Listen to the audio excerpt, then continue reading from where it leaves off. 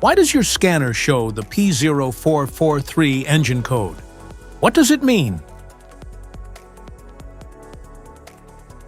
P0443 is a diagnostic trouble code for EVAP system purge control valve circuit malfunction.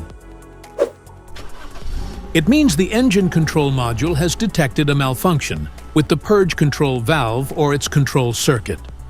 Under this circumstance, distance driving is permitted, but your vehicle should be repaired as soon as possible. So, what causes this imbalance? Here are the most common culprits. This error could be caused by these possible faults in your car: faulty purge control valve, damaged wiring, loose connections, bad gas cap seal, vent valve issues. Each DTC code corresponds to a specific issue in your vehicle.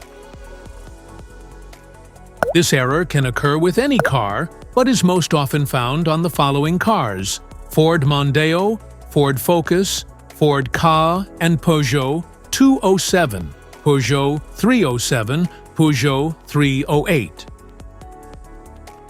If you want to fix this error code, let us know in the comments section.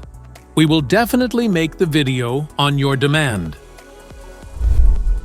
If you like this video, don't forget to subscribe to our channel. Thanks for watching.